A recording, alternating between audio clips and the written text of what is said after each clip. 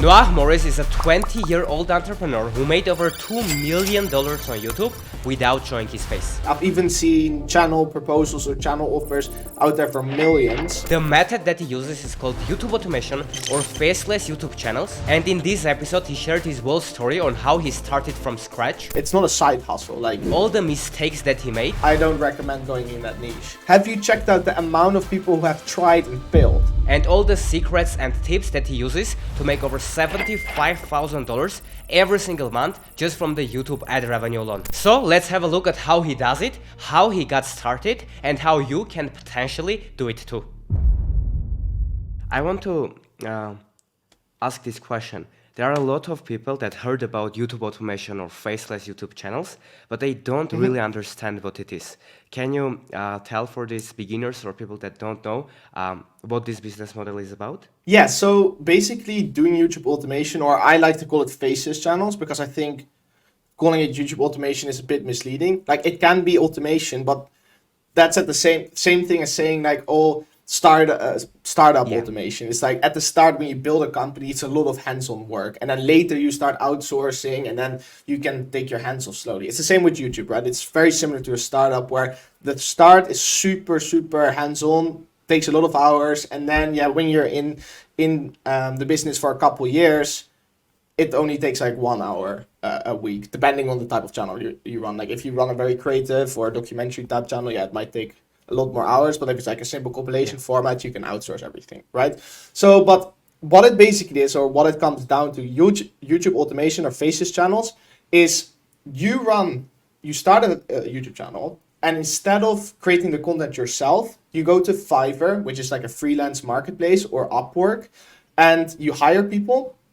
So you hire a script writer, a video editor, you hire a thumbnail designer, and you put them together in a group chat, and then you start doing some research on YouTube, and you kind of try to find topics you can create faceless videos around, like documentaries, compilations, sports compilations, stuff like that, right? So it can go very creative. Like everyone kind of knows nowadays about like doing the compilations or documentaries about police body cam, and basically, the scriptwriter writes the script, then the voice actor reads it, and then after that the video editor puts everything together, you post it to your YouTube channel, and then you earn money off the ad revenue that's generated if that video goes viral, or you can do sponsorships, or you can even, and I think that's a very big one going into 2024, and I haven't seen this enough, but building really cool companies or brands off the back of that. So selling a SaaS software, which is like you build like a small software, which is quite easy to do nowadays with things like no code builders, or you make a dropshipping store or something like that, right? To build a brand basically of that attention you're garnering on your YouTube channel. So that's YouTube automation in a nutshell. Awesome, man. I agree, because recently I also started talking about that topic, that it's not really YouTube automation, but people should look into it as a faceless brand, because when you say automation, most people think that once you start the first month, you don't do any work and you are going to make money, right? Which is not true. So I appreciate you sharing that transparently, so most people can have the right expectations. So I'm curious about if there's like some 16 or 18-year-old right now watching, and they don't have the budget to outsource and go to Fiverr or go to Upwork and outsource the content. So how should they go about starting a faceless brand and faceless channel? Should they learn? What would be your like 1 or 2 minute advice to them? The best place to start would probably learning video editing and script writing. I guess for the voiceover, that's so cheap, like that's $10, or you can do it yourself even. But just, become a video editor or a script writer, learn how to make proper videos. And then on the side, just start learning for free. You have Harut sharing free value. I share free value online. There's a ton of YouTube videos. You have my Discord community, perhaps Harut has a community, right? And there's a bunch of valuable information, and you can definitely learn the ropes there. And there's a lot of video editing tutorials out there. So start as a video editor. And I would recommend start as a video editor and start working for other people doing YouTube automation, right? And it's super easy actually to get a job as a video editor, because everyone comes to me like, it's super hard to get clients as a video editor. Well, I hire dozens of video editors each quarter.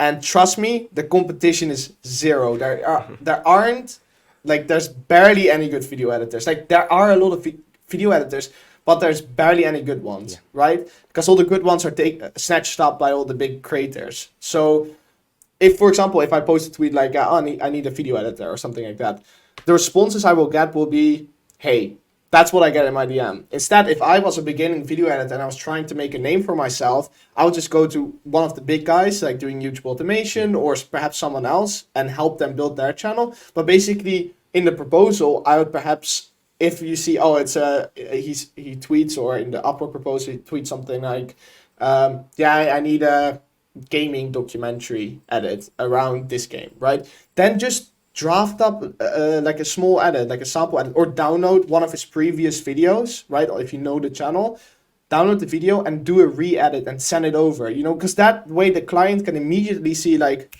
hey, this guy can do the job, because, he is a forward thinker, which is a big one for me. Like, I love having freelancers who are forward thinkers. And if you do something like that, you're beating the 99% of the competition already in terms of video editing. So at that point, you'll very quickly start earning money with, video editing, and that money you can reinvest into your own channel, right? So you do like 3-4 videos a week. You have a couple hundred, maybe $1,000 to start a channel with. You don't immediately, again, have to outsource. You can also just, edit the videos yourself and then just hire a voice actor based on the money you're making with those other clients, right? So there's so many ways to start from zero. I started from zero. Like, the only thing I got from my parents would be the laptop from school, and I got $5 a week as pocket money. But that's also, anyone can start from zero. It's just about how creative you are.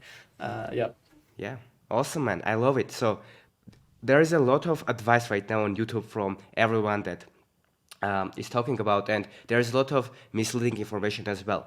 And a lot of people are trying to hack the algorithm or just find some tips to go viral overnight. But what advice I'm giving is, instead of focusing on the algorithm, actually focus on the audience. Because if you actually make good videos for the people and they like to enjoy it, and they just enjoy the experience, then the algorithm will follow. What's your advice and what's your take on that? What's the secret of getting views on YouTube? Well, the secret of getting views on YouTube, I would personally say, I think the number one skill I see in people who are consistently able to go viral is understanding human psychology on a very deep level. That's one. And then seeing patterns in the way people view things. And when I say patterns, I'm not just talking about data, but we're just saying, okay, humans are creatures of habit, right? We agree.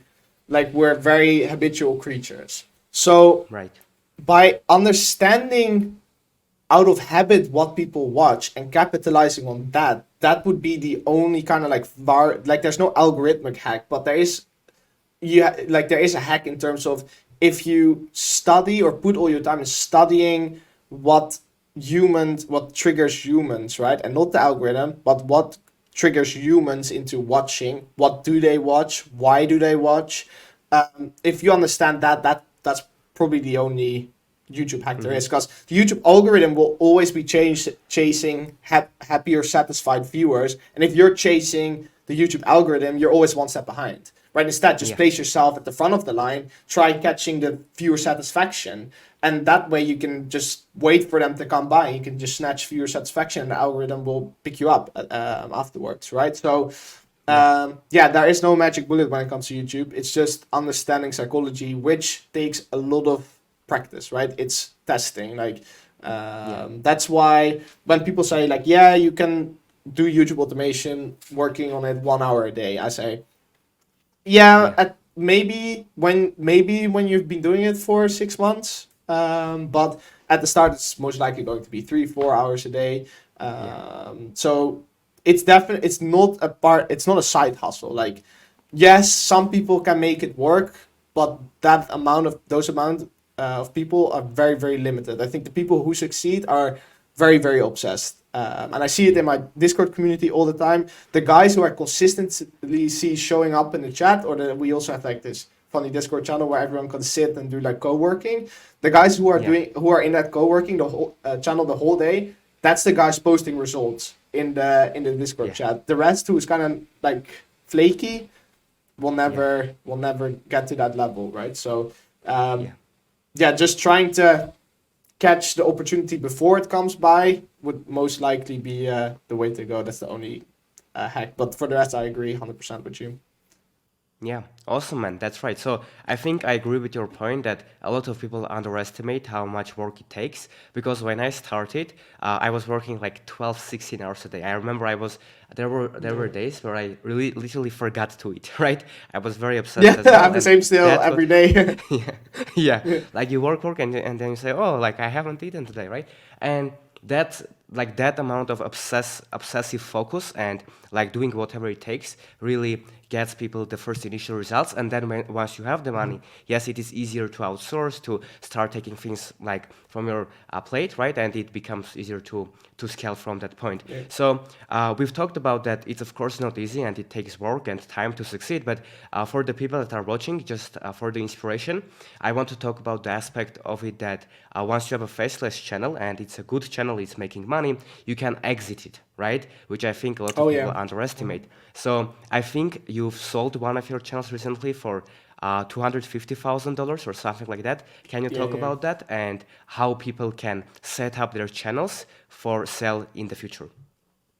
Yeah, so I do have to say selling, especially what I've noticed with the big channels, so anything that's worth above $100,000 is difficult to sell. Like the ones you can sell, let's say you're doing $5,000 or $3,000 a month for the channel and you're going to sell it for, let's say, under 75K, those will be sold very quickly, like in a month or so. But if you're, selling a channel for 100, 200, 300,000 USD, I've even seen channel proposals or channel offers out there for millions as well. Like I've seen one for 2-3 million recently come by. That's where it becomes very, very difficult. Just because there's not a lot of buyers with that amount of cash on hand. Usually what will happen is people will come in and offer like, oh yeah, I'm going to run the channel and I'll give you all the AdSense revenue. Like at that point, I can better just keep the channel. Like doesn't make sense, right?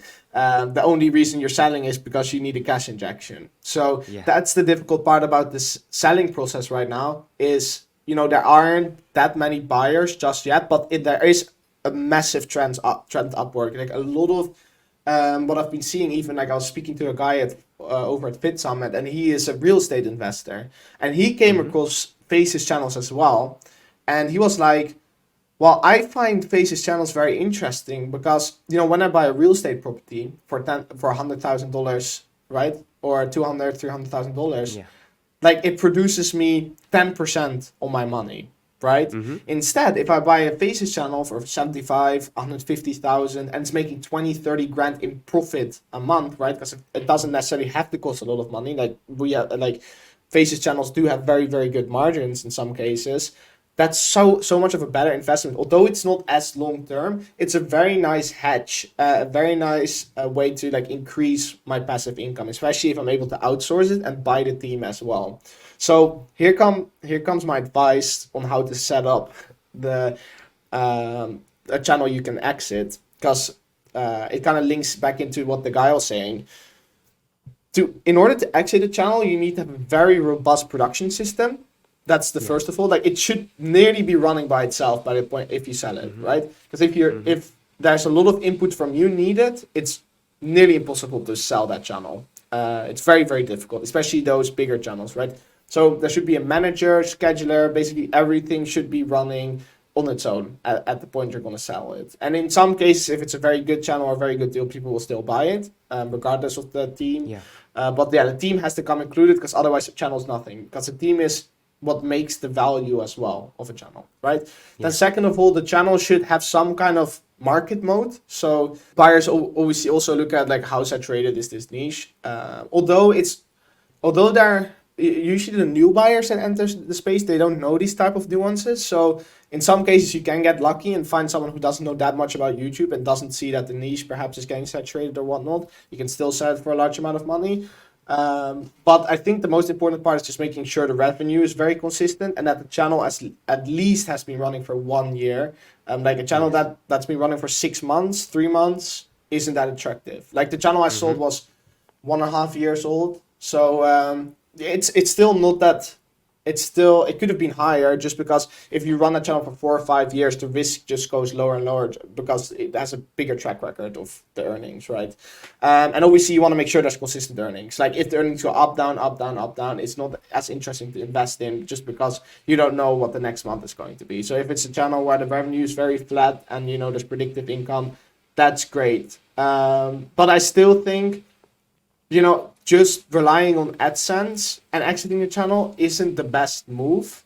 I've recently been looking at my channels, especially the ones where I'm just purely relying on AdSense and just looking to build some kind of brand or something off the back of it. I've even thought about doing something like where I insert an ad in the middle of my channels because I'm putting like 10 million views a month, right? Or like, it fluctuates, but like you're putting millions of views a month and you're kind of wasting that advertising space. Like I could probably insert myself in the middle of each video and say like, hey, I'm the owner of of this channel. This channel has earned me X amount of revenue a month. You want to know how I did it? Check the link in the description. Something like that. I was wondering how that would do, right? Like like that would be very interesting to kind of see, because if you all of a sudden like you're watching a video, you're watching the Faces channel, and all of a sudden someone pops up like, boom, here are my earnings. This is like you're watching this right now. You're making me money. I'm the owner. I'm 20 years old.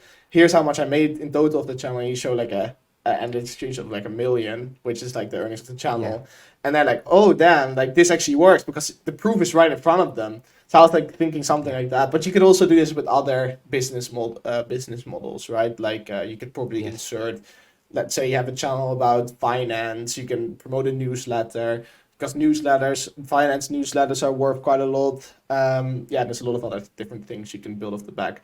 But especially if you have those type of products connected to it, that's what makes the exit value way, way higher. I just want to touch on one more thing because I get a lot of questions about it. Which is how do you evaluate a channel, like in terms of how much is it worth? Basically, I would say any channel that's younger than a year. So you will have to cut the following evaluation in half. Basically, everything is younger than a year.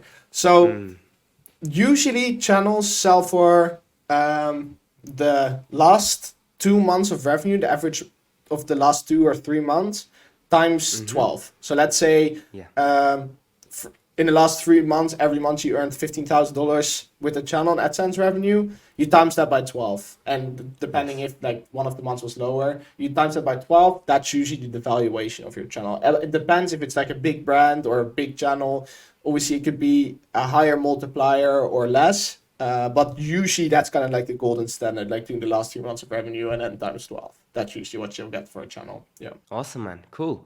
I think that's what I've seen recently as well, that the people are looking for people that are buying YouTube automation channels. They are looking into buying brands that will be long term. So if a channel has been running for less than a year, there's more risk involved, right? For the investor, for the buyer. So that's a very good point, that they are looking for established channels that will be making money consistently.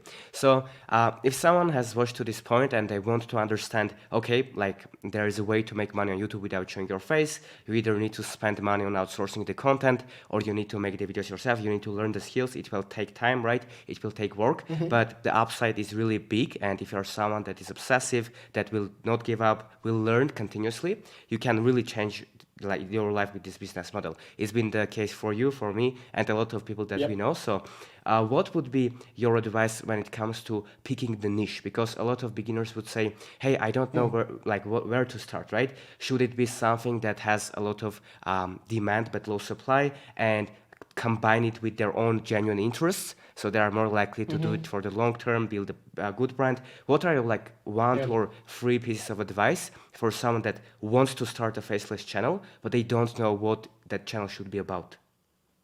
Yeah, so I think a very important aspect of it, and I think that limits a lot of people, and that's just like a misconception I have to kind of get out of the world, is that you have to be genuinely interested in things. Like, I've ran channels about SpongeBob before. I'm not interested in SpongeBob, but it did make me a lot of money, right? So it's not about interest. I think when people say you have to be interested in it, what they actually mean would be something like, you have to understand why people would watch that type of video. You have to be able to understand the viewers and why they're interested and the reason why they're clicking. If Right. you're not able to conceptualize that when looking at a niche, it's not an interesting, it's not a good niche for you, right? Because you have to be able to understand the viewer in order to cater to them, right? So Yeah. that's very important. So it doesn't necessarily have to cater to your interests, because you limit yourself. With a lot of people that I've worked with as well, if they just looked at their interest, it limits themselves, it limits them to such a small portion of the market that they will always choose a suboptimal niche. And usually, Yeah.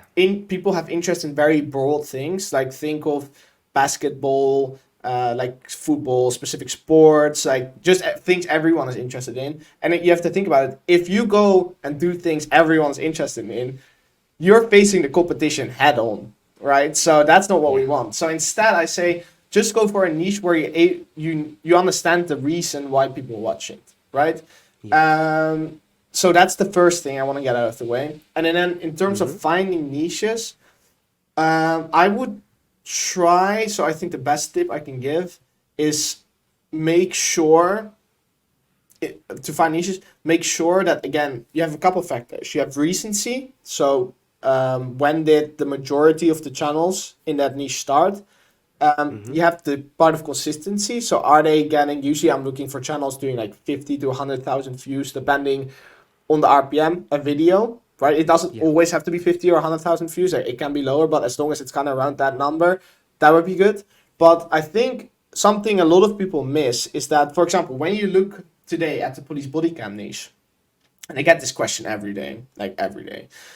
When you look today at the police body cam niche, you will see a lot of successful channels, and you would think, "Hey, that's a great niche." Like, because I still see a lot of channels being successful, and then I tell them, I don't recommend going in that niche, and then there will always be a smartass going, "But I saw like 12 successful police body cam channels in the last month or so." I'm like, yeah, I understand you saw those 12 successful channels, but the problem is, have you checked out the amount of people who have tried and failed? Because most likely you'll belong to that majority. And a lot of people, when they especially look at these type of niches like police body cam or things that come by on Twitter or other social medias a lot, is that they have confirmation bias. Right? So they are looking for the successful channels and they aren't focusing on the channels that failed. So instead, I want to search for niches. So I want to find niches where even if the content is the worst content you can possibly imagine, the videos still go viral. And I can't even find anyone who ever failed in that niche. That's basically what I'm looking for. So when I first looked at police body cam, I saw zero failing channels. Everything was working, right? Because there was such a large interest. Just think about it, like how many channels there are now. There's hundreds of them. But before there were like 10 or 20 perhaps doing it. Like 1.5 years ago, there were like 10 or 20 channels doing it. And now there's hundreds, obviously. But when I looked originally over that niche, no one was failing. Everyone was getting views, regardless of how bad the videos were. So instead of obviously you should look at the successful channels, but I think a better focus would be also looking at the amount of channels that tried and failed, because that says more about a niche than the successful channels. Just because success can come from a lot of different angles, luck, stuff like that. So that's I think the best tip I can give for finding niches. Yeah. Awesome, man. That was a very interesting advice, because I think that what I agree with is that you need competitive advantage when it comes to picking a niche, because if you're like everyone else, the chances of your success are very low. And the reason that I actually might disagree with you on one of the points, which is liking the niche or having genuine interest, is the following. So this is gonna be fun. But why I think this, right? Yeah. And I think both approaches can work, but the reason that I think that for a lot of people, not for everyone, but for a lot of people, it would be good to pick a niche that they have at least some sort of interest in, is because if we are honest, most people don't have almost any competitive advantages. So let's say they don't have more budget, they don't have the time, they have a 9-to-5 job or something. So the way for them to stand out is to pick something that because they are genuinely interested in, they are more likely to keep doing it consistently, right? And just that fact of they can run a channel for years and learn still look at the market trends, adapt, right?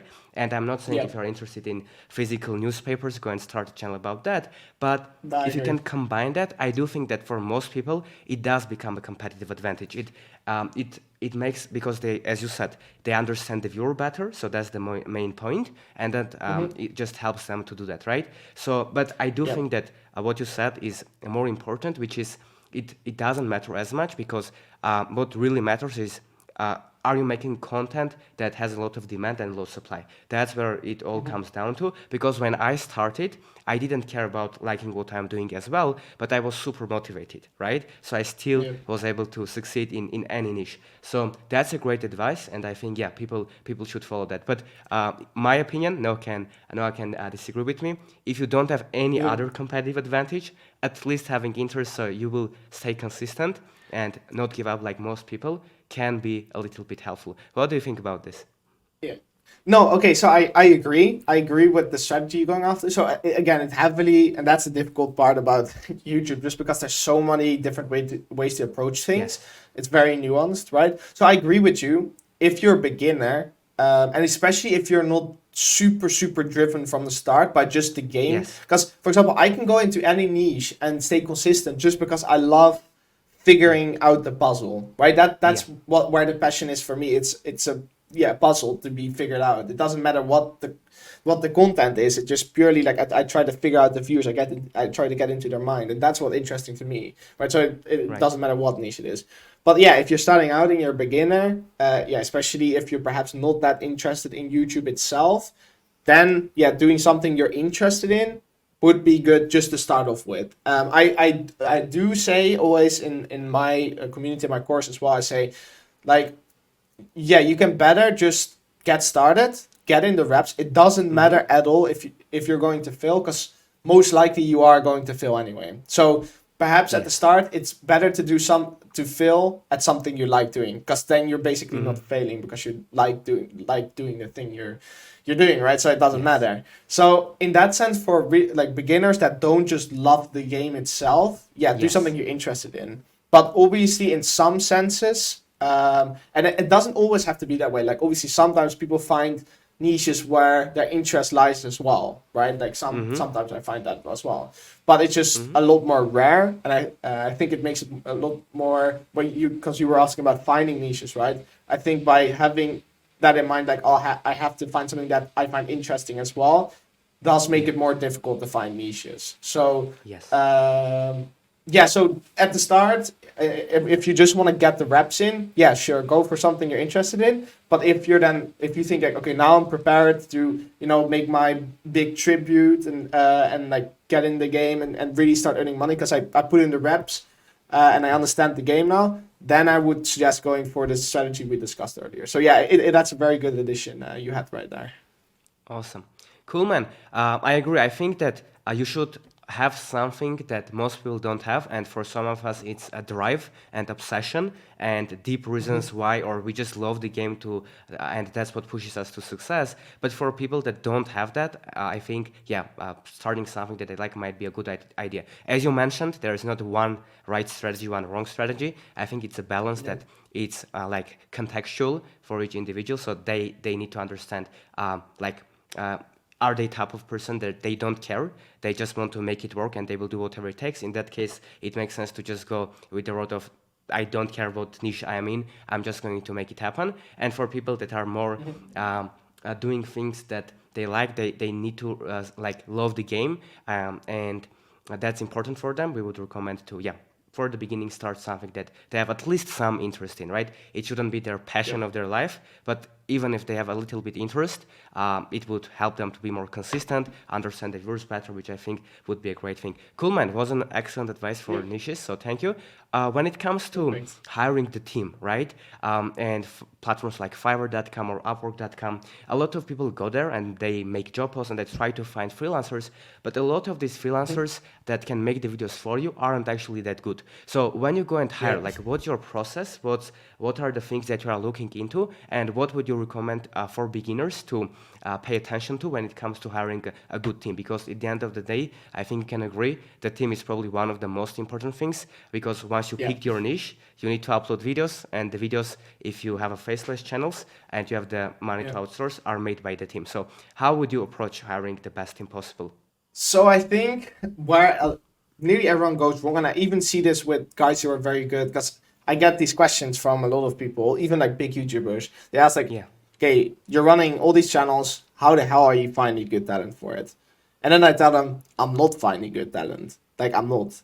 Because you have to keep in mind, right? If you want to, if you're not going after the top of the top freelancers, like the guys MrBeast and all those big guys are hiring, you're probably gonna get some really shitty freelancers. Like no disrespect to freelancers. Like Yeah. I know there's a lot of good editors out there, but most Yeah. of them are very busy. They're taken. So what's left is like kind of bottom of the barrel usually, and especially with beginners that have low budget, you're gonna face the worst freelancers that are out there, right? Like the least lowest quality.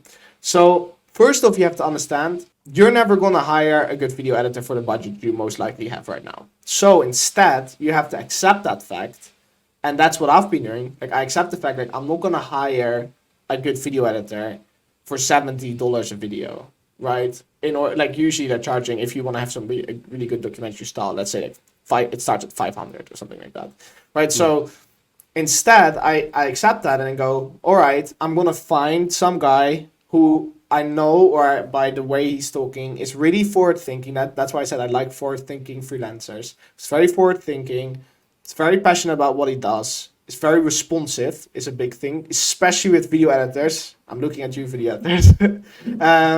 Yeah, so they need to be very responsive. And then what you can do is you hire them and you just make sure you're very diligent on the feedback. So every time they give you a piece of work, you compliment them. Don't like tear them down, don't roast them, because you want to have them for the long term, right? Like you don't Yes. want to be mean, but just give proper feedback, give them a compliment first, then give proper feedback, and just take your patience in training that team, because those are assets in the long run. Like I'm saying, for example, with my team, I have some kind of lingo at this point where I don't have to do more than 2 or 3 sentences for them to understand what I want. I just say, do this, do that, you know, and I'm so efficient with communication, especially I have a couple people I work with, and then they see my own channel's internal structure, and it's just like, if something goes wrong, like, hey guys, this needs to be fixed, and a couple hours later it's fixed, right? So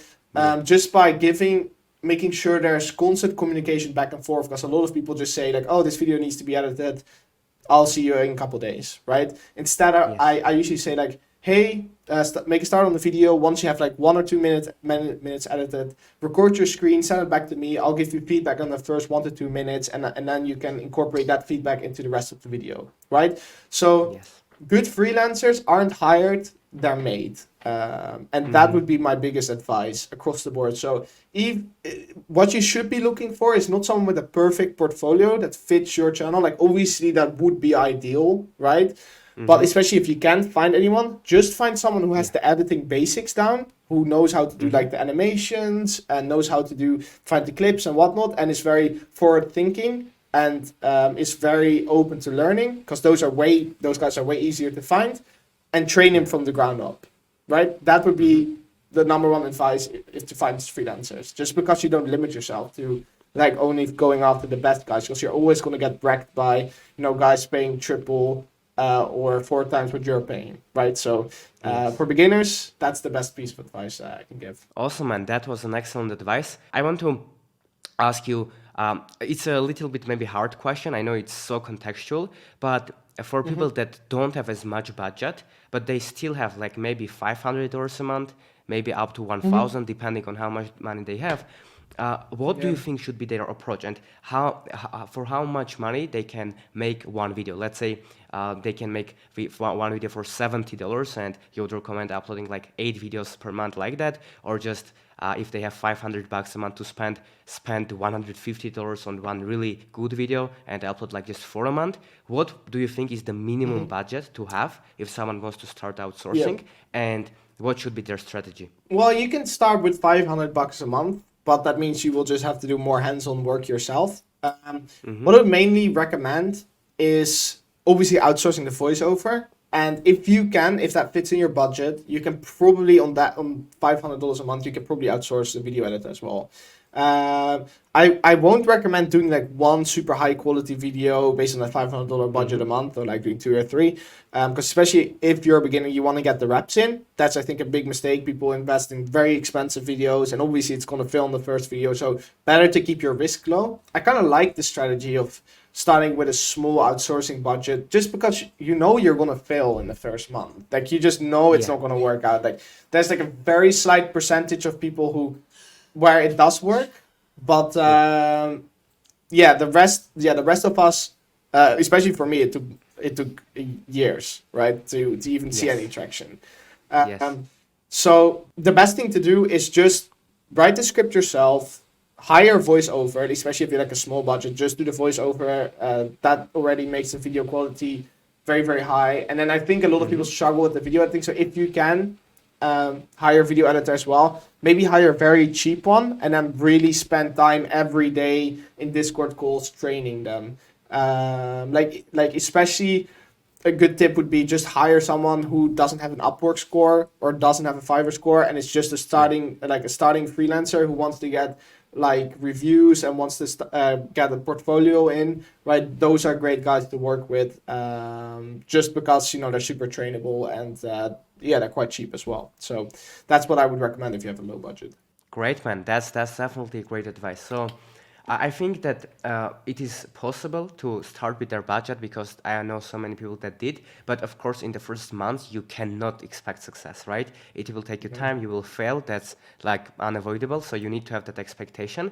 But I think that people should also know that if they are really serious about this, if they are driven and they are ready to do whatever it takes, you can start pretty much with any budget, right? If you are creative, if you are resourceful, yes, it will take time, but if you go out there and do that and fail and learn from it, you can succeed. There's no excuse for not starting. So for the next thing that I want to talk about, because I know that you are very good at it, is video ideas. So let's say someone wants to start a Faceless YouTube channel, or they already have a YouTube channel, right? And they want to scale it. They have the team, they are working on it, or they are making the videos themselves. They are in the game, grinding, right? Learning from their mistakes. How they should approach the ideas? Should they just not reinvent the wheel and then just take inspiration from all other successful channels? How much do you need to innovate?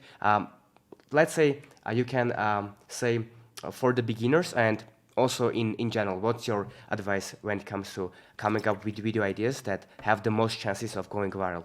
Yeah, so for video ideas, I really recommend sticking to what works, but I'm not saying copying. That's a difference. There's a difference there, right?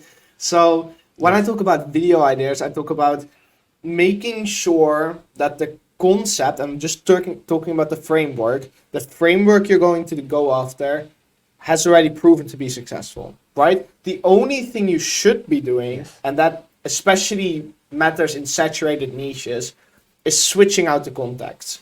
So let's say we're making a video about football, right?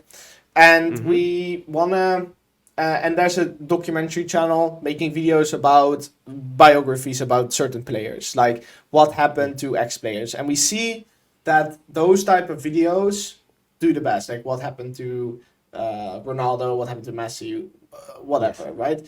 So if I see that, I would go to the channel and go through all the videos, see who they haven't done before.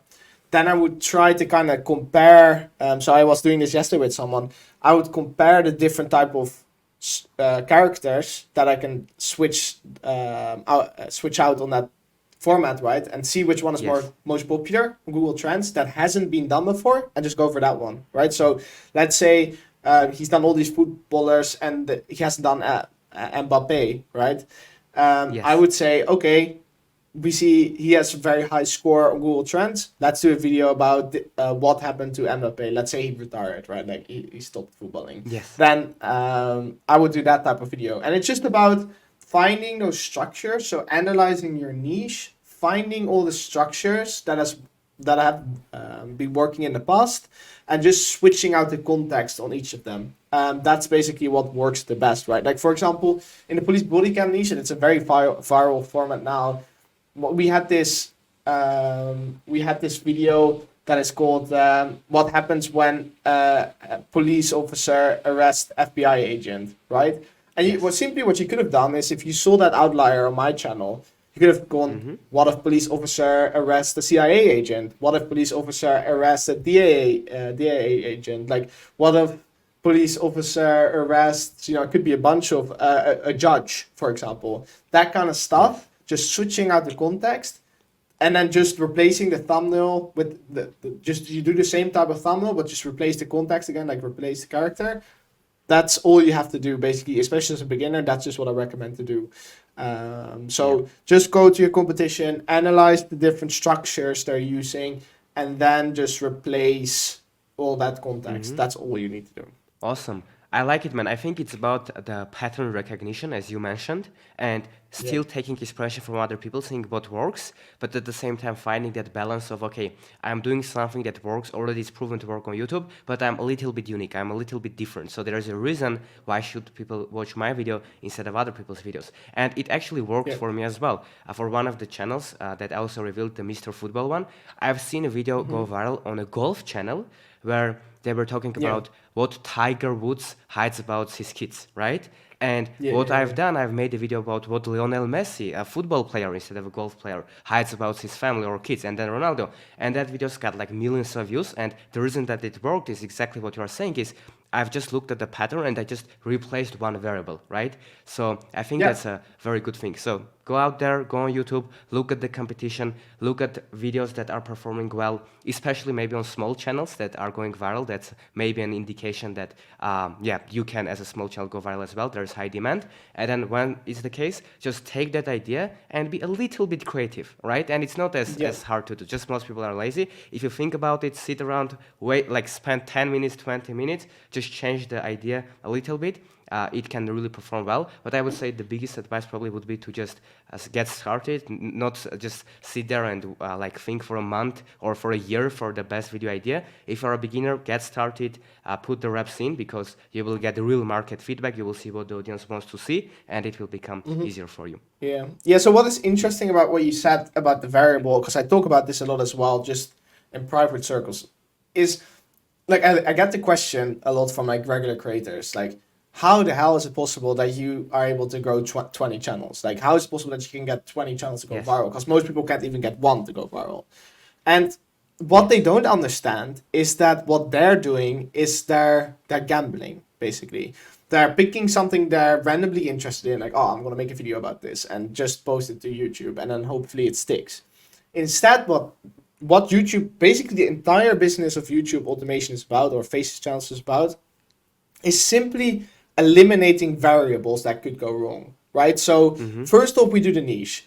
If we know there's no other channel that failed in that niche, we eliminated that variable. We know we're in a niche where we can earn money, right? So that variable is gone. Then if we do a video, right, that perhaps has a successful structure on other channels and that have been recently doing well, we eliminated the fact that the structure works. The only variable that's left is then the thing we replace it with, right? So we eliminated the variable, and obviously the thing you're replacing it with, you can't really, you have to test that in order to know, but that's just another variable eliminated. So you know the niche works, you know the structure of the video works. Then next up, it's the video format. So how's the video structured, right? You kind of look at, okay, what are others doing? What can I mix up? And you test different things, and you're eliminating variables there as well. And in the end, if you eliminate enough variables and you know exactly what works, that way you can have a very consistent channel. And that's what the whole thing is about. If you keep eliminating these variables, there's only one thing that can change, which is like your video quality. And I say this with thumbnails as well. It's like, people ask me like, how do you A/B test thumbnails, right? And I'll go like, okay, well, what is the things you can change when you upload a video? It's not the video itself, because the video is already uploaded to YouTube, right? So the only thing you could change is the packaging. So as soon as you see the views flatline for a longer or prolonged period, the only thing you can do is change the thumbnail and title. That's all, right? It's the only thing in your control. So it's all about eliminating the variables when it comes to YouTube. Yep. Yeah, awesome advice, man. So you mentioned titles and thumbnails. So if you can give just one piece of advice when it comes to titles and thumbnails, what would you say? Just one piece makes it difficult. Yeah. Let me think. Yeah, that makes it difficult. Because obviously there's so much to it. Yes. But obviously, I think just the biggest question you should be asking yourself when you're looking at any part of any type of packaging is, what's the curiosity gap here, right? Like, what is, when I look at this, Yeah. what's the story being told? So how does the title, or how does the thumbnail play off the title? Let's say I see the thumbnail first, right, and it's a shocking image.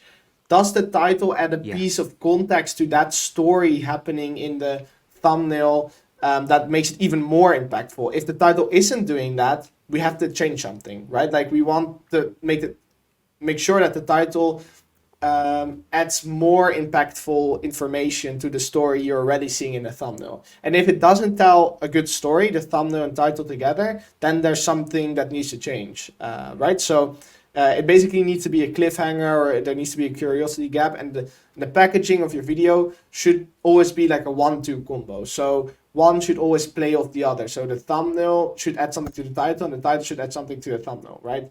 And that's my one piece of advice with packaging. So to think in story scenarios. That's the best advice I can give. Yeah. That's a wonderful advice. Why? Because most people give like very basic advice, like, okay, make people click on your videos, make people curious, right? I talk about it a lot too, but at the end of the day, it's about telling stories, right? And your thumbnail and the Yep. title are the short preview on what's going to happen in the video itself. So that's so important. And I've made this mistake so many times when I had the same thing on the title and on the thumbnail, right? Where they just need to Yeah. play together, because you are wasting real estate. You are wasting a space Yeah. that you could use to tell a story, to make people curious, to let people know that if they click on the video, they are going to have a good time, right? So I think that's Yep. a good advice. So yeah, think about stories, and when someone sees your thumbnail and then looks at your title, what story does it tell them? Is it confusing them, or is it making them curious? Yeah. I think a really good way to kind of practice these type of things is making memes. Because basically what you're doing when you make memes, right, is you take an image or a scenario, right, and you add just a small piece of information at the top of the meme, the meme bar, Yeah. which basically changes the entire context of that image. Yes. Right. So, and that's what you should be doing at the thumbnail. It's like someone should look at the thumbnail, it should catch their attention. They're like, okay, what is going on there? And then they reach the title, and they read it, and they're like, what the hell? It's like all of a sudden, like, it should hit them like, what? Like, it should Yes. maybe make it more disturbing or more funny or even more interesting. Like, you could even do just an image. Like, obviously, like, I've seen thumbnails with just an image of a chair, right? Get millions of views just Yeah. because the title will go something like, how this chair killed 1 million people. Like, Yeah. but just the image alone wasn't interesting, but because they're playing off each Yes. other, that's just what makes it interesting. So I feel like people who are good at memes are also very good at making YouTube thumbnails. Yeah. That's funny you said it, because like 5-6 years ago, I was actually making memes on the internet, and then it really helped me to now to look Yeah. at thumbnails. And I think, yeah, it's so interesting. And why I love this game of YouTube and creator economy in general, because it's so creative, it's so fun. Like, literally, things are so interconnected that sometimes we don't realize. As you said, I have never thought about it. You could make memes, and that skill transfers into making thumbnails, and that transfers into telling stories, and then watching videos. And you can just do stuff that is so interesting and make money and build wealth online, or at least like make a full-time income if you really put in the Yeah. work. And I think it's so beautiful. So I love this space, man. So we have talked about this YouTube, all of this stuff, but what we haven't covered is that there's AI coming, and right now maybe it's not as good, but I'm sure you have seen ChatGPT release that software called Sora, I think, right? When they Yeah, basically Sora. you put a text, and it makes very high realistic videos. So when these videos will be like all over the place, and barrier to entry will be very low, and the competition will rise because everyone can make videos with AI. What do you think can make you stand out? Is it mastering this art of storytelling, so your videos can have that human connection stories? Is it some unique angle? I'm really curious to see, how do you think about differentiating yourself in the next 1 to 3 years to beat the AI, or to not be eaten by it? Yeah, so first of all, obviously, we all know what type of videos will be eaten first by something like Sora, right? Like, there's like a specific type of video on YouTube, like the story, the Reddit post, narrations. Like, we all know that's gonna be gone as soon as that stuff releases, right? So, first of all, don't put yourself there. And I wouldn't say necessarily this applies to beginners right now, just because you will set the bar very high. But I've been talking about it on my Twitter as well. You have to do something that no one can right now, right? So, for example, I talked about this before, but we're working on a game development channel where it's like we're creating entire games for one video. So we just create a game, like I created X game but in 2D, or I made Minecraft but with guns, or some, stuff like that. So, and that's super difficult to kind of mimic, because you have to the AI would have to make sense of all those softwares, and it would have to make sense of the coding and stuff like that. So it's very difficult first of all, for other people to mimic, because you need a higher budget, and you need to know how to assemble a good team. So for the competition in our niche, it's super difficult to enter, and it's also difficult for AI to take over there. So obviously, I would recommend to make sure that you do something that's very unattainable for other people right now already. So if it's something everyone can do right now, you're most likely going to be eaten by AI. But if it's something people really have to look at and go, I probably can't do this, then that's a good sign. Cool, man. So how much does one video cost you? Like the videos that... the production for the game development.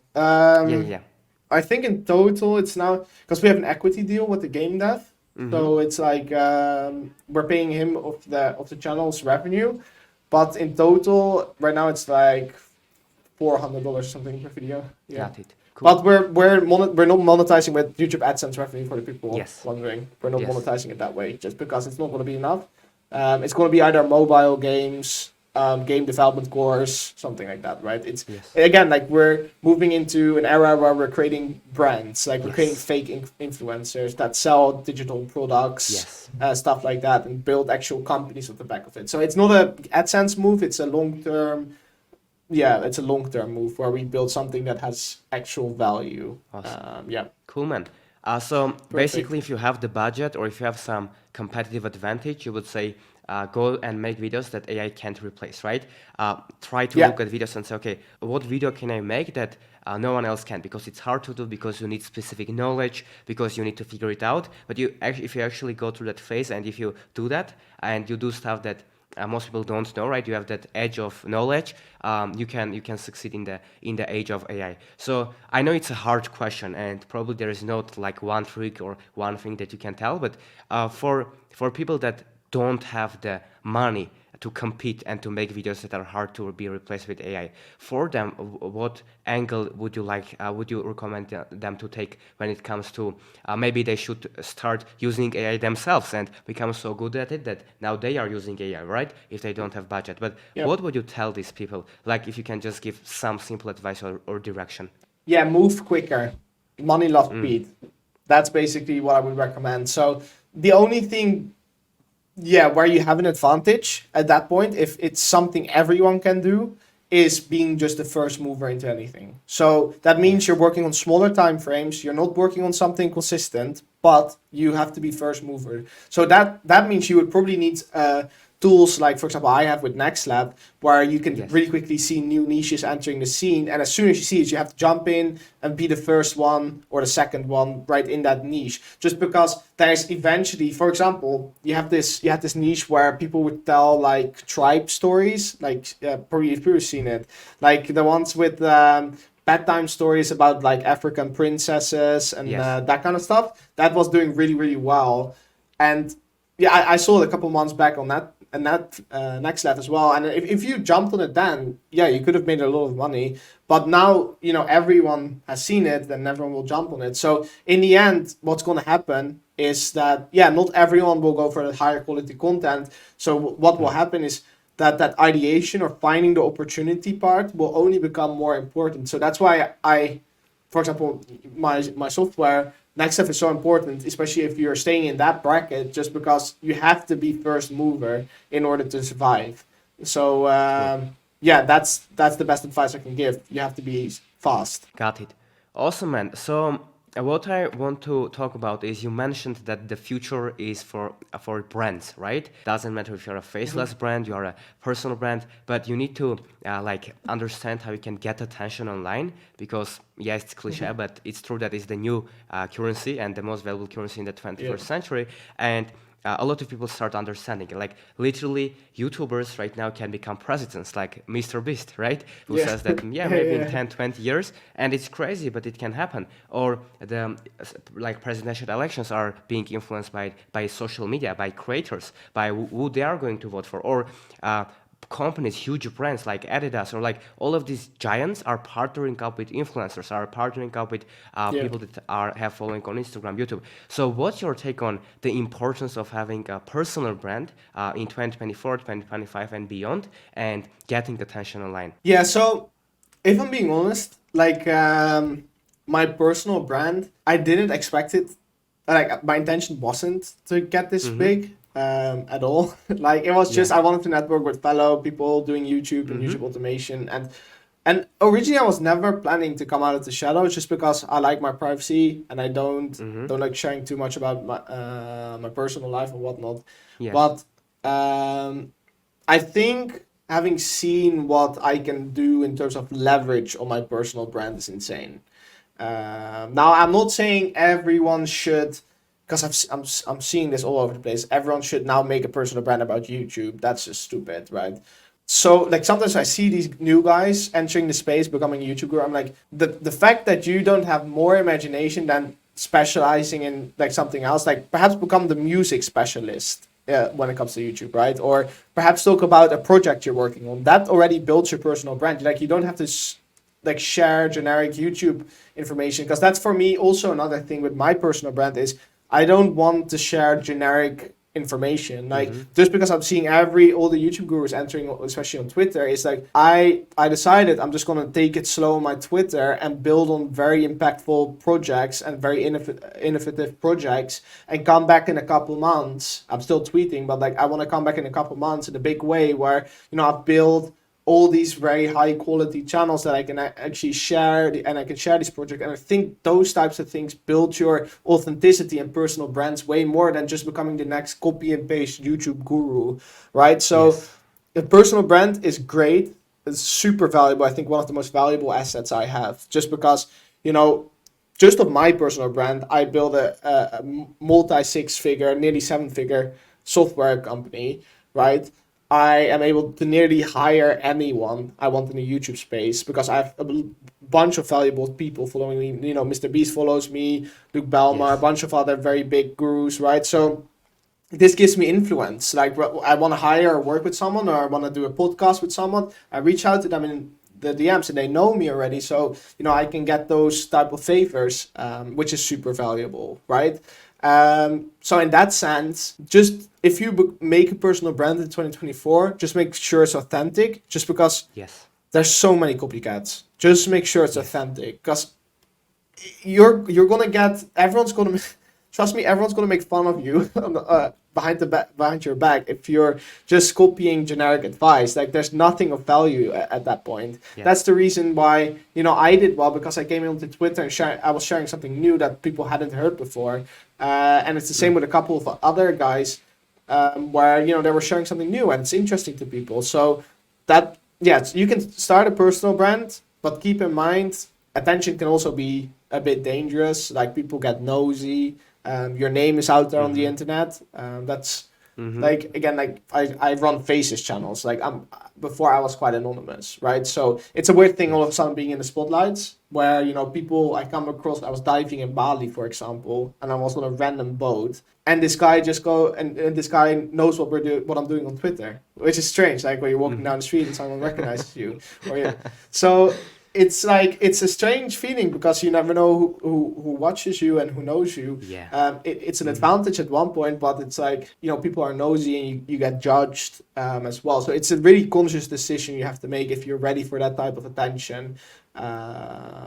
Yeah, you really have to think about that because that's why a lot of influencers burn out as well. That's why Faces is so great because just think about it, like I'm only on Twitter. I get like 2.5 million impressions a month, which is like purely Yeah. text based. Like people don't see my face very often. Then I did a couple interviews, which I think I have 1.5 million views Yes. in total. But already, like people recognize me. I'm known. Like when I, for example, post an Upwork post, people know. No, Morris, the guy from the interviews, like the kid from the Yes. interviews, right? And often with these interviews, like a lot of context or nuance is cut out. For example, when I did the VDQ interview, like a lot of I was giving a lot of nuance, but obviously now it kind of seems like, oh, this is the kid that did 2 million revenue of YouTube, Yeah. and obviously outsiders will look at that and go like probably a scammer or something like that. But Yeah. it's just because it misses all the nuance I was giving as well. So Mm-hmm. yeah, just to keep it short, I can go on long rants about these type of things. But yeah, personal No, I brand love is it. great, best leverage I ever experienced. It does come with drawbacks, and just make sure you're doing something original. I'm Yeah. begging you guys. Like I've seen it too much recently. Yeah, man. Yeah, yeah. Cool. So, you made a very good point. When we talked about personal brand, of course, we need to understand that there are risks and there are downsides in everything, right? When it comes to personal brand, you Mm-hmm. will be criticized. No matter what you do, people will call you bad things. That's no matter what you do, you will have haters and stuff. So there are downsides. But as you mentioned, there Yeah, are like some very big upsides as well. Like making yeah. money, having connections, right, helping people, all of this stuff can just increasing your influence can help you a lot. But what you mentioned, which was very, very interesting, and everyone started talking about it recently, it's the authenticity. Mm-hmm. And also what you have talked about is that a lot of nuance is right now missing. And my theory is that Mm-hmm. because there's so much content now, people want some in-depth relationship with the creators that they are following. They want that Yeah. nuance. That's why long-form content is performing well. That's why right now we are doing this long Mm-hmm. podcast. A lot of people are watching it on TVs nowadays, right? So that's something, Mm-hmm. a trend that's going. And authentic and long-form content tends to perform really well. The people, I'm sure you know, like the Wizard Liz, right? Or the Yeah, guy, yeah, the Sam yeah. Sulek, I think, recently going viral Mm-hmm. on YouTube. So, what's your take on that authenticity trend, on that long form trend? Where do you see it going, and how people can leverage it and still be authentic? But yeah, kind of understand this trend and take advantage of it. I do agree with what some people were saying to me on Twitter is that authenticity never left.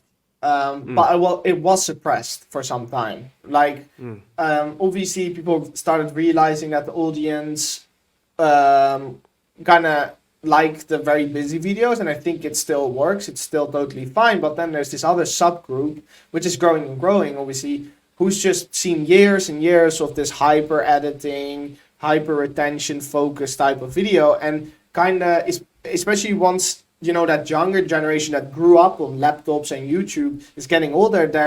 They're longing for a slower pace of video, right? Because keep in mind, like all the kids growing up in 2000 or who were born in 2003 or in the 1990s, right? They're all now they all have jobs. They have kids. They don't want to see that hyper type of editing anymore. They want to watch something that is inspirational, authentic, a little bit slower pace, and more down to earth. And that's just what happens also when people grow up. So I feel like, on the other hand, that's another shift that's happening. And I think a lot of things contribute to that shift to authenticity. But I think the main driver is not that we all of a sudden start liking authenticity more. I think we all always liked it the same amount. I think the main drive behind the push towards authenticity is just the amount of fakeness that yeah, is online nowadays. So the yeah, more there's fakeness, the more rare. or unique authenticity becomes. So Yeah. I think that's where the drive force comes from. Got it. Yeah, man, I agree. I think that people, because of now people call it Mr. Beastification of YouTube, right? All of that fast-paced editing and stuff that became too tiring. And I'm sure you have noticed even Mr. Beast recently started like having a little bit more Yeah. storytelling. That's what he mentioned. I am not the genius. I figured it out. I saw him talking about it, and he said, yes, Yeah. now people connect to storytelling. That's why we focus more on that, right? So it's definitely Yeah. something to Well, keep in I mind if you're a think creator. I don't think they always connected more to storytelling. I just think Mr. Beast is at this stage where, he was doing all this content focused not around himself, but around like the thing he was doing. That's what made him famous. Like, for Yes. example, when he blew up like counting to Logan Paul, people weren't interested in Mr. Beast himself. They were interested in a guy counting or saying Logan Paul 1,000 times. So obviously then you need that fast-paced editing to keep the attention on that more boring or static subject. But now, the whole Mr. Beast crew is famous. Everyone loves their characters. So what happens now is everyone's kind of longing for that connection with Jimmy and all the other guys in his group, right? So then obviously, yeah, the storytelling videos start performing better just because people are longing for that type of content, and they've seen like he's already transferred that attention from those viral ideas onto his own personality, and so yeah, obviously people want to see more of his personality, and thus I think the videos do better when there's more storytelling. Got it. So you think he is doing it because he understood that for his own personal brand as well, it's going to be beneficial, right? So people can connect to him. Yeah. So that's one of the reasons you think. Yeah, Yeah, I yeah, think yeah, it's yeah, smart. I think it's very smart yeah. because he also said that, as I mentioned, he wants to run for president or like even for other things, building a brand Well, didn't he like just around mention himself. like he might run for Yeah. president? Didn't he mention that? Yeah. He mentioned. He said But like I like that think. he considered it. Yeah, he didn't say I will for sure. Yeah, he Oh yeah, didn't yeah, say. yeah, right, He's, yeah, yeah. yeah, he said I might run for a president like in my 40s or 50s, right? So that's what he said. But I think Okay, when he okay, builds this brand around him, I'm not saying he does it to become a president, but he just probably yeah. understood, and it was a good point you made that it's for his own personal brand, right? So people don't watch it because he spent $100,000 on a car, but because he's Jimmy and he has something to share with the world. But yeah, man, I think that. Uh, for Jimmy, there's a lot of things that we can learn from, and one of them is that you talked about is his humility. That he literally messaged you, he followed you on Twitter the first, where he like doesn't have to do that, and he still is willing to learn from other people. Like, how important do you think it is to, when you still make it, to be humble and to be willing to learn from others? Yeah, well, first, I'm not sure if his intention was to learn. Obviously, it was a question, so I'm guessing he's in like there's interest there. Like he's just like we are, I guess. Like I can go off on a Yes. Friday evening if I'm bored and go ahead and all of a sudden I'll be an expert in UX design or something Yes. like that, right? So, and I think that interest is what makes great creators or great creatives, right? Because because we're interested in so many things and because we talk to so many people, we have such a large base of context and creativity to mix into our own videos. That's what makes it better. He isn't doing it because he finds me interesting. It's there's a lot of benefit for himself in there. So, and So that he's I curious, find right?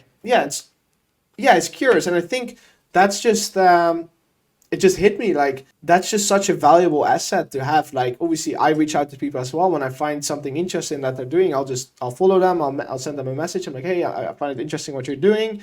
Could you explain a little bit more? And I feel like that's just when he did that, I was like, that's just a trademark of people who just love what they do, right? Just they just want more information, but because at some point, we're the ones basically preaching down, right? There's nobody above us that we watch as like a guru, like, oh, Yes. he's even doing better. Because I don't know many other YouTube gurus where I'm like, okay, he's doing so well. I have something, he has something massive that I can learn from. Instead, there's like little things, like little nuggets you can take from everyone, and that's where you improve at some point, right? So, and that's what he's doing. Like he's on the top of his game, and now the only thing left for him is learning all these little nuggets from a bunch of different people. That's what he's doing, and I think that's such an interesting strategy and such a great idea, right? So, yeah, that really inspired me in that sense. Yeah. Cool, man. And yeah, that's interesting that you mentioned that a lot of people that are really making good money, they are not online, right? Like, for example, what Naval says, Naval Ravikant, if you know him, he says, the best Yeah. investors don't sell investing advice. And this is true, and this is something that our space, I think, struggles with, because I think there are Yeah. so many thousands of people that are so much more successful than me at YouTube, at this stuff, and they Yeah. don't care about like building a personal brand. But one of the reasons that I started it is I didn't want it. I still don't want to be the biggest guru or I know it all. That's not the case at all, right? I learned so much from this podcast alone, and I learned from everyone. But I think that understanding that this is, I think, valuable when we talked about personal brands. People shouldn't start personal brand and like fake something, fake the results, fake their authenticity. People Yeah. that are making the most money, as you mentioned, they are like 15-year-olds, 16-year-olds making some gaming videos, Minecraft videos, animations. I Yeah. know a lot of people from like that are basically under 18 and making millions, and they are not there trying to build a personal brand. As I said, if you want to just start because you love the space, you love to connect with other people, it gives you leverage, it gives you connections. You love teaching, for example, for me, I love teaching, I love coaching. That's something that I would do for free, and sometimes I do for free when I have time. But that's should be your motivation. So do you agree with that when it comes to starting a personal brand? Well, yeah, for me, I think the biggest part originally was having leverage and having the connection. If I have a problem, I can reach out to the person who knows how to fix it, right? So I think Yeah. that's how it starts, and I think eventually it evolved into, like, I never had the idea to create a software. The software is another story, but for example, especially the course, it was like a lot Yes. of people just asking me to create a course, like. Yeah, that's the main thing. It's people were just begging me in DMs like, "Oh, can you please drop a Yeah. course?" I'm like, I'm a bit too busy. But yeah, in the end, the reason you do a course is because it's a scalable product. It's like, Yes. oh yeah, whenever I tweet something, I get a bit of extra sales. There you go, an extra 1,500 made today. Like, why wouldn't you? Like people say, like, Yes. why would you sell your information? It's like, well, I can make $1,500 or $2,000 extra a day while tweeting. It doesn't mean like luckily my YouTube channel still out earn what I earn from my software and the course just because I invest most of it back. Yes. It's on a similar level. Like last month was 75K with YouTube and about something similar with the software and the course. So yeah, we're on the same level, but I made zero from the course. Like so far, and the course in both the software as well, just because I'm reinvesting everything back. We're building new features. We're building a new Chrome extension. There's so many things we're doing, and like my goal is not to take those hundreds of thousands of Yes. the software and invest it into and just go to a tropical island Yeah. and spend it on margaritas or something like that. No, like I want to create like the biggest faces community. That's what I want to do. Yes. Right. And I think this is a great way to grow it. Like the course delivers me money. With that I can build some more services and great stuff, and I can build a great community and build a great tool and keep scaling. So yeah, it's like, why wouldn't you do it? It's just such a Yeah. good business model. Information like the info business is probably one of the most profitable businesses out there. So same thing for SaaS. Like, why wouldn't you? It's just it's just a smart move. Yeah, basically what it For comes sure. down to. But what does bother me is you can't do. I feel like it's morally wrong to sell information if you don't know what you're talking about. If you don't know what you're talking about and you haven't, and I would say at least earn a million of what you do, or like okay, Yeah. perhaps 500K, but like I would say a million. Then I don't think you have the expertise to sell information to people.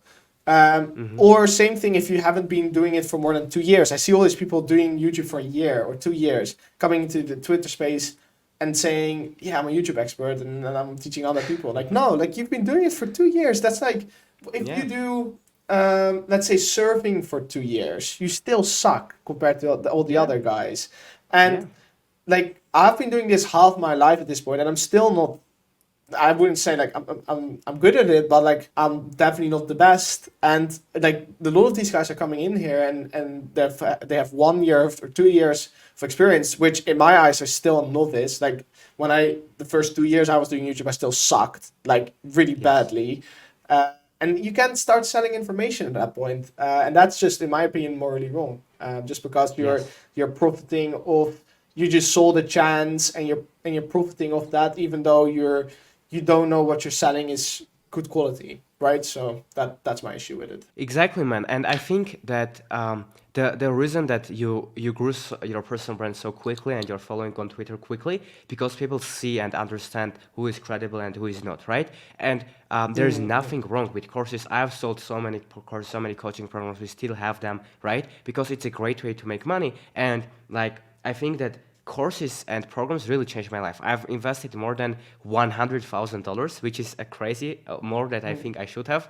But it's not that there was one secret that changed my life, but all of these connections and all of these things, all of these little pieces of puzzle that helped me to avoid so many mistakes, helped me to make money. So I would say like online education, online communities, it's one of the best things that like someone can do if you are credible in your space. And I want to say that what you mentioned was interesting, that like you need to be at least doing something for a very long time to be successful, and I agree with that. But I think even more important thing in that is just talking about what you did, and then not just over promising for others, like Alex Ramosi says.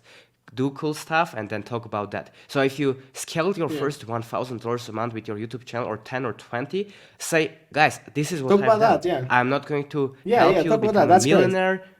I'm not going to. So that's the biggest thing, right? So for example, for me, the most I've made in a month with just one YouTube automation channel in profit was about $24,000 a month. So I never ever promise someone that I can help them to make more, because I can. I don't promise them any amount of. I say you need to put in the work. You need to put, like, it takes time. It's a long-term journey, and this is what I've done. Yeah. I'm not promising. So Yeah. if you do that, I think you will grow your brand. And I really think that's one of the reasons that you have one of the best reputations on Twitter, on YouTube, etc. in this space is because you just talk about what you are doing. You talk from experience. As you said, you disappear for a couple of months, you work on cool stuff, on a cool project, and then when you come back, people are here to hear your voice and hear your opinion. So yeah, I think personal brand is an awesome thing to do. It's just I'm not perfect at it, no one is, but if we all can try, and especially for the beginners, when you start, just be authentic. Talk about what you did, and like if it's helpful for others, that's awesome. Yeah. Don't overpromise, and if you really do that, people will see that. People will start respecting you more, liking you more. And then if you have a course, sell it. Like, you are not forcing anyone to buy, right? If someone wants, they buy, and courses can really change lives for people that do implement it. So I agree that it's a good take. Yeah, anything to add on this topic?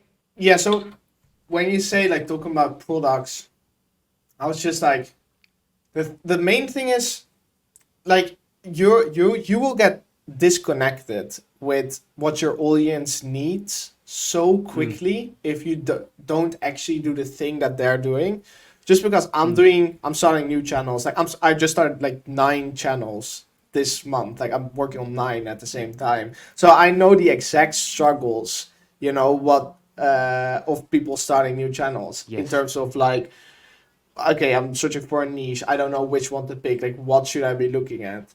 And those type of insights, like that's why I like tweeting things very spontaneously. When there's a problem that occurs to me while I'm working on something, I feel like that's just the most valuable type of information you can get. Like, I experience a problem, most likely you experience a problem, and if I never experienced that problem, I could never offer you the solution, right? Yes. So that's important with the personal brand. If you're going to preach about something, at least you have to go through the same struggle as your audience, right? Otherwise, there's just a disconnect. It's just wrong.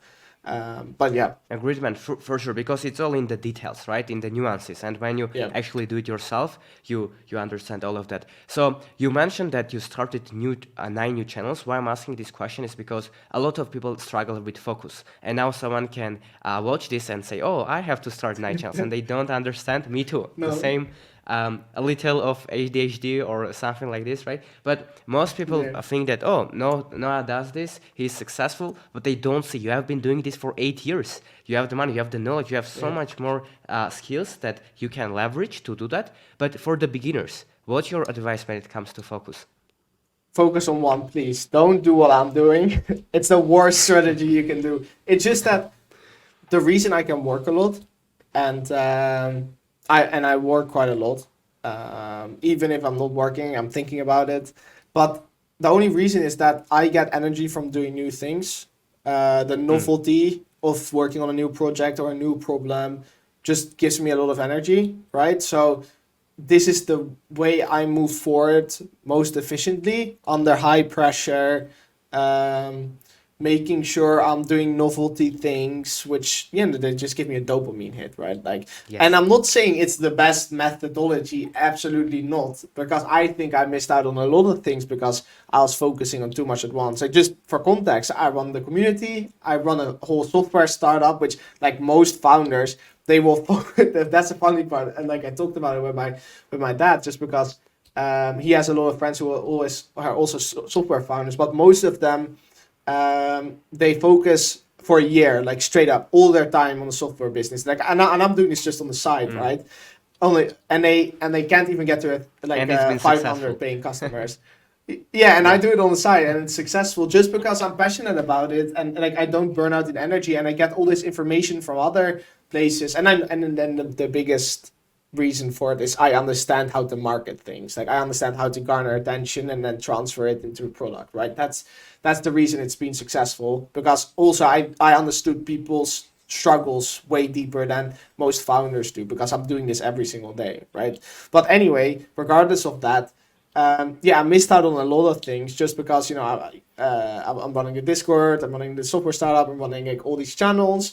I'm doing my personal brand. I'm going on podcast. I'm traveling all the time. I'm actually moving to my new house this week. So, I'm very very busy, and it's absolutely not the best way to make big channels. Like I think the guys doing the best just have like 3 or 4 channels making 50,000 a month a piece. I even know one guy doing 200,000 a month with one channel, and that's perfect. And I think those guys earn more than me just because they have the focus. But I personally just enjoy this way of working. It's what gives me energy, and I would have been burned out a couple of years back if I didn't do it this way.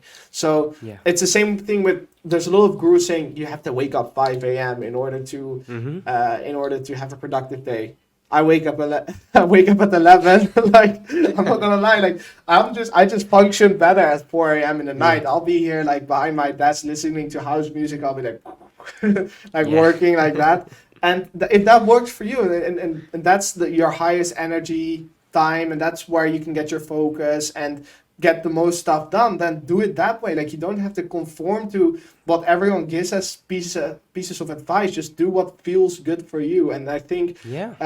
for me, the multi-focus is the best. And if and for most beginners, I would say just focus on one thing would also be the best. But Yeah.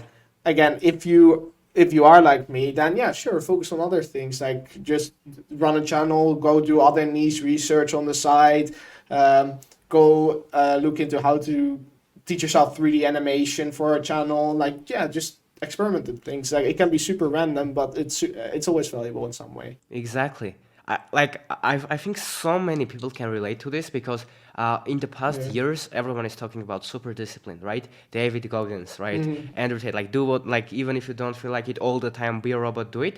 There's some truth about it. Like we can't just go and all the time do whatever we feel like doing. We don't like Yeah. something, we need to go there because there is a benefit there, or it just needs to get done because, or it's our responsibility. But if you are a type of person as you are, or I am as well, that you're obsessive, you're passionate, you love new things, that's exactly as I am, right? When I had my Faceless YouTube channels, I was starting new ones all the time, and it was ruining the success of the old ones. But once I made the money, I realized it's not just about the money for me, right? Like, okay, I made the money, what's that? It's the fun, the It's about the journey. rush. Yeah, about It's the a journey. I call it a professional gambling addiction. No, no, Yeah, no. exactly. And That's why one of the reasons I've started personal brand, I started coaching because I loved it. Like someday I wake up and I already like made some money. I don't want to like work on this Faceless channel, but I would like to more like have a call with someone, teach them something because I get fulfillment, right? The next day, don't want to talk to anyone. I want for 12 hours just sit there, do research on Yeah. YouTube, right? So that's why Yeah. I think for people, they need to understand that it is okay, but they just need to be not, they shouldn't find themselves in the extremes. So at least when you're Yeah. getting started, focus on one thing. Don't follow someone that is doing 1,000 things. Focus on one thing, have your first success with that, and then yes, sure, when you made your first money, when you had money and you want to focus on other things, if that's something that gives you fulfillment and fun, go ahead and do that, right? Not everyone wants to just optimize for the most amount of money. Money is important. You need to make money in today's day and age, right? To have the freedom, but at the same time pursue some things that you like. So what I want to ask you is, have you experienced that when you had your first success and when you made that money and maybe you realized that it's not all about the money, or what's your take about that? In terms of money, it doesn't really feel real to me anymore. It's Mm. strange. It's like, I don't want to sound like, I know Andrew Tate says this, but it's true. That's the difficult part because it sounds so uncredible when he said something before me. But um, yeah, eventually at a certain point, and I think it happens for a lot of people about like $10,000 a month. No, I don't know, Yeah. $20,000, $30,000 a month. Yeah. It becomes something you don't think about anymore. Like, Mm. yeah, okay, I look at the numbers. I'm like, okay, great, yeah, we did it. We did $10,000 a day, perfect, right? It doesn't change my life in any Yeah. way. Like, it doesn't. Like, in order for my life to change from where it is now, I would, you would have to be, I would have to like triple or quadruple Mm. my earnings because I can do whatever I want. Like, the next step from here is like buying a hypercar or like a Yeah. very expensive Porsche or something like A that. Like, Bugatti. yeah, Bugatti, something like that, right? But like, it's not that. No, I'm not saying okay. That might be a couple steps from here, but like, still, Mm. like, I don't crave that type of lifestyle. Like, yeah, it's cool to hop on business class sometimes or a private, like doing a private jet. I still want to do sometime, but day to day, like, it doesn't impact anything. I still go Mm. to the Indian food store on the corner of the street, like Yeah. or Uber Eats or something like that. It doesn't impact my life. So, yeah, I think after because I've been doing it for many years as well. After a certain point, I was very happy at the start, and it impacted my life a lot. Well, actually, not that much, but I could just start traveling because when I was still living at home, like, what do you do with it? Like, yeah, you order food for your family every night, like instead of your mom having to cook, and you buy a Yeah. very nice gaming PC and like a multiple monitor setup. That's what I had. But Yeah. other than that, yeah, well, I couldn't buy a car. I was too young. I don't even have a driver license, and so yeah, basically after a couple like the 20,000 a month, doesn't change your life much.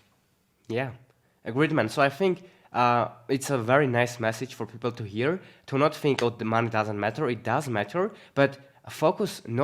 Don't just sacrifice everything for that. Don't sacrifice all of your health, all of your relationships. Yeah. You can still make that first money that can improve your quality of life, but still have fun, do things that you enjoy, and just enjoy the I have an journey. addition to that. I would say you can in some senses because the reason I do sacrifice things, like I Yeah. spend a lot of time working, it's just because I love the game. Like Mm-hmm. I love growing with it. Like, yeah, I could just yeah, like I think about it some nights. I'm like, I could probably just stop and start doing consulting for some YouTuber and earn $10,000 a month and fuck off on an island somewhere in the middle Yeah. middle of the ocean and never look back. But like, I just like I wanna.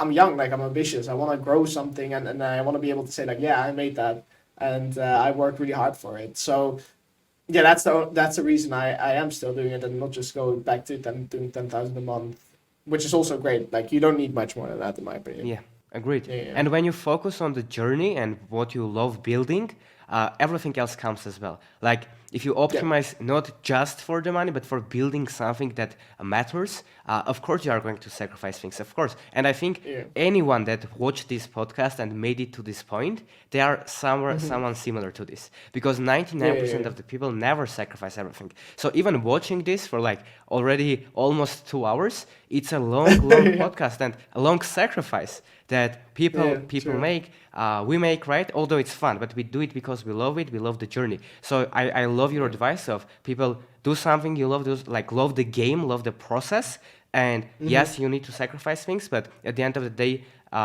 you will build something meaningful, you will make money. But yeah, just don't find yourself in the extremes. If you love what you do, make money, have fun. That's all that you need. Extremes are never good. Extremes are never good. Yeah, that's agreed, man. So I want to ask you one interesting question. You are very young, right? And you became more successful than 99.9% of the people. I think just even if we look at YouTube, I think you have got more than 2 billion views, right? Something like that. So more than the majority of the people. So why I'm asking this is because most people don't achieve that, and most people would be happy even with the 10 or 20% of what you have achieved. So what do you think made the difference? What do you think is makes you special? Is it that you are doing it for a long time? Is it the work ethic? Or like, what would you say is your superpower? Just that I show up every day, I'm guessing. Like, I'm not particular. Like, yeah, in some senses, I'm not stupid. Like, I would say relatively intelligent. And when I was in school, I finished top of my class and top of my grade, you know? Like, I think, when I look to the successful guys, none of us are stupid. Like, we're all quite intelligent guys. Like, we're not some high school jockey with like 90 IQ. So yeah, intelligence does play a big role in I think succeeding in this business. But I think I also have seen a lot of people that just banged their head against the glass for a couple years straight, and just by sheer like just pushing, they succeeded. So you also have those people. And I think I'm a mix of both. So I think in that sense, I'm very lucky. I have a mix of both, being able to work efficiently and makes like decently smart decisions. Like I wouldn't call, like I'm not super smart, but I'm also not stupid. And just being able to show up every day and do something consistently and just enjoy my work and do it for 8 years straight. So I think that's what made me successful. And I think a lot of people, you know, it's just the fact that I, for some reason, am wired the way that I like doing this and not gaming and playing FIFA, Fortnite, or Minecraft. Although I like playing Minecraft and Fortnite and whatnot, but like I like this more. Right? And some people just like playing football or, you know, doing whatever they do more. And in that sense, maybe they don't earn as much money with it. And by coincidence, this business model that I'm doing, or this hobby I find interesting, you can make a lot of money with. So I feel that are the two major factors. Like, I mean, I'm good at decision making, and I'm also good at just keep doing something over and over and over again until something works. So yeah, that were the two major factors. And obviously, my father was quite entrepreneurial, so I got the lingo and the way of working, I think, also from there. So there's a lot of factors that contribute. I think you see it in a lot of people where they come from perhaps an entrepreneurial household or been influenced by that in some way, and that's where it comes from. Yeah. Exactly, man. I think what you mentioned is that the people that end up being successful in whatever they choose to do are the people that have that fire inside, right? That voice that you cannot explain, that you feel that you are not normal. You feel that like you are not like everyone else. In not sense that you are better than everyone, but in a sense that you are different. Like you don't enjoy doing things that most people enjoy. Like you constantly think about the deep questions, improving your life, what you need to achieve, what's the next step. You are always analyzing yourself. You feel that it's almost never enough, right? Whatever you do, I can do this better, that better. I think that's a trait that most people have, but it comes down to being consistent and really showing up daily, because I really haven't seen anyone. This is so cliche, everyone talks about this, but I haven't seen anyone that shows up for 10 years every day, works, and hasn't and failed. doesn't have, No, it doesn't have success. Yeah. Yeah. If you show up for 10 years straight every single day on this, you will succeed. Like, and I just don't think people realize that if you show up for and do this every single day for 10 years, there's no way you're going to fail. Like, even just by sheer luck, you're going to make it, right? So it's so, yeah, that's just how it works. It's simple as that. It's just the law of universe, right? I said it recently as well on a tweet. Like, if you have monkeys on a typewriter and give them infinite amount of time, they eventually will write Shakespeare, right? So it's the same with us. Like, we're monkeys on a typewriter in the end. Awesome. Yeah, man. You are turning 21 years old in April, but you already made over $2 million on YouTube without even showing your face. Can you tell that story Yeah. on how that happened? All right, yeah. So I think I've been on YouTube my whole life. Like, ever since I got my first device was like an iPod. Just as soon as I got that, I would be playing Minecraft on the mobile phone. I would be making like little videos and whatnot. So my first actual YouTube channel was like just skits, and like every child does when they, in 2013, 14, they kind of play around with it. Yeah. After that, I transitioned into doing gaming videos, so primarily like Minecraft on the phone, and later I went to Minecraft on the computer, and that channel grew decently. I think grew to about 20,000 subscribers when I stopped, because during the time I was building the channel, a very large company reached out to me, and obviously me being like 13, 14 at the time, I was kind of amazed, because like they were offering 100 for me to edit their videos for $150. Little did I know, it's a YouTube automation company, right? Well, actually, it was a bit later. It was like 2017 or so. I started editing for them. I was getting like $150 a video. Those guys hired me as an editor for a short time, and then I transitioned for working for someone else. And basically, that's how I got into the YouTube automation world. I never planned on making money. YouTube was never meant to be my job in the first place. But obviously, I was around all the YouTube automation guys during the early days, and that's where I picked up a lot of the things I learned, right? So I first off knew how to video edit, because I would be video editing my own videos and for other people. I knew how to make thumbnails. So again, I went through all those stages myself, and I think that that's the best way of learning. Major problem you see people coming into the space today, and they won't have any experience, right, with digital media, right? If you don't know how to craft a good thumbnail yourself, it's very difficult to relay feedback back and forth, because you don't know where the limitations are. Anyway, I think that helped me a lot, like being able to be a good editor and a designer, and I still use those skills today to start new channels, right? So basically, after a while, I realized like all these guys are hiring me for editing, but I can just go to Upwork or Fiverr and hire someone to outsource their editing to as well, right? So I started building a team, and that's where I got my initial funds from to start a channel. So one of the guys added me to the back end of their channel, so the YouTube analytics, the dashboard. And obviously, the first thing I did was open up the earnings tab, and I was like, oh damn, these guys are earning real money, right? Like, I was like, okay, there's something here. So from that moment, I was like, okay, I'm just doing the production now, and I'm earning like decent money, especially for a teenager. I was like, I was doing very well for myself, but I was like, there's much more to learn here, right? Like, these guys are doing $10, $20, $30,000 a month, and I'm just editing here for a couple thousand or even a couple $100 a month. So from there, I started doing similar channels to what they were doing, and I just basically started mimicking, just like how we nowadays kind of look at, okay, what is working, then we look at the outliers, and we make something unique based on that. I just did the same thing. It was more like copying back in the day, but obviously now, because I have more knowledge, I understand, like, you want to look at what worked and then do a new variety on it, because obviously, like, YouTube serves your content to a very core audience when it first publishes the video. So you want to have something unique, because otherwise the core viewers already seeing the competitors do the same thing and they won't click. But I started copying, and that took off. And after that took off, I was doing really, really well. I think I was like 17 at the time, and I was leaving school. Yeah, so anyway, I kept scaling my channels. I went from doing stuff about celebrities to doing crime quite a lot. And I had a couple channels in Formula One and other bunch of different sports as well. I stopped those just because that copyright is a headache. And yeah, basically I scaled that up. And today I'm very, very big still in the celebrity niche. Cool. So you mentioned the universe. So I want to ask you a deep question, if you don't mind. Yeah, no What would worries. you say would be the philosophy of your life? Do you have one, like in a couple of sentences? Do I have one? Oh yeah, I do have a philosophy. I would say this. If this is how I make my decisions, I would say, if I would get hit by a bus tomorrow, what decision would I Mm. make right now? That's my philosophy, basically.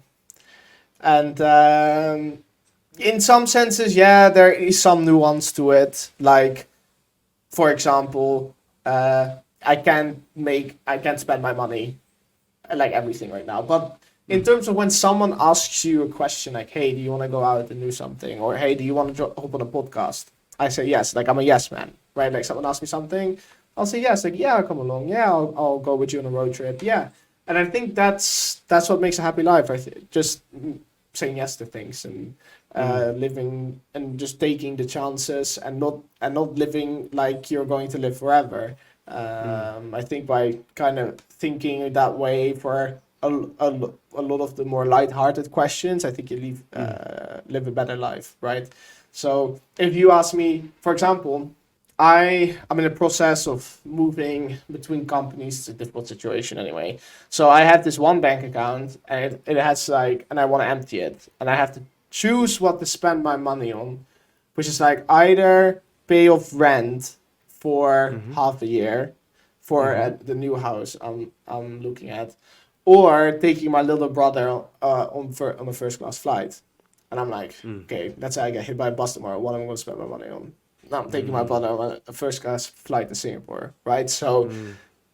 that's that's the way I think about, and that's also the way I spend my money. Mm. And I think I kind of really dislike the way kind of Graham Stephan and Dave Ramsey, how they look at money. It's I don't know. It just sounds Yeah. sad to me to Mm. think that way. Also, to think that way that you have to save because you can't make any more money. Like Mm. for me, if I lost everything tomorrow, I'll be back in a couple months. You'll see me back like, Yeah. hey guys, here I am Yeah. again. So like yeah, I don't think in scarcity. I think in abundance. Like if I lose everything, it's fine. Mm. It's either between like being on the streets or like being very very well off, right? So there's no middle for me there. Mm. So in that way, I think there's a bit of extreme thinking, but yeah, it works for me. Um, I think that's a very good point. And what it comes back to is living life fully, right? Experiencing Yeah. it at all, saying yes, taking opportunities. And I think one of the reasons that you got where you are today is exactly that trait, that you weren't afraid to try and go at it for that person, for that company, upload that Minecraft videos when you were young and try and be open to experience things and try things and fail. And I think that led you where you are today. And I love that philosophy. And I think, again, it's better to experience life, to live fully. And we are not saying go and spend all your money, waste stuff. Like you need to be smart, right? But experience life. Don't wait. Don't Yeah. like we all can die tomorrow, and we are all going to die eventually. So why not to do things today that in the future you will be glad that you experienced it when you were young or when you had that opportunity. And what most people don't get is that it shouldn't be huge things. Like you can enjoy the small things as well. If your parents are Yeah. alive, or at least one of them, if you have like girlfriend or boyfriend or wife, husband that you love, if you are making progress, if you even like simple things, if you are healthy, if you can see all of these things, there are things that we can appreciate in our life. And if we do that, Yeah. not only we will live a happier life, but because we will be more peaceful, we will be more present, I think that we Yeah. will end up being even more successful, to be honest. I think another quote that kind of got to me was like, if like when you're on your deathbed, what are you gonna regret more? The fact you didn't take out your mom for a vacation, or Mm. that you bought a new Rolex watch. Like Mm. I am very immaterial. All my clothes are from Zara, H&M. I go shopping once every 4 or 5 months for clothing, um, and like it's for me, I spend everything on experiences. Like I don't care. I Yeah. spend like going out for a nice dinner or anything like getting a nice apartment. Like I feel like those are not necessarily materialistic because it adds a good experience to things, right? And I think spending your money on experience, especially when you're young, like come on, I'm 21. Like if I want, I can go back to college and start a whole career and career all over and earn my money back, right? Like so, Yes. if you think you're not gonna make any more money, save it. If you're confident in yourself that you can make more, spend it on fun things. Yeah. Like tomorrow isn't a given, right? So that's just how I think. Yeah. Awesome, man. I agree. I think um, there are a lot of people that are watching this right now and are thinking, um, I want to be in a position that Noah is, right? I want to make money. I want to enjoy life. So for these people, like if you were give them advice on one thing that you think they should stop doing, and one thing you think they should start doing. Let's say they should stop comparing themselves all the time to others, or they should stop like being distracted or anything, or like some bad habits, or like sleeping late, like whatever it is, like one thing that you would tell like general advice to people that made to this point are listening, what they should stop and they should start to get to Okay. a similar position that you are. Okay. So the only thing I would tell them would be basically choose one thing that you think is gonna exist in the next 5 or 10 years, and just do it for every day, 1 hour or more, and just do it for 10 years.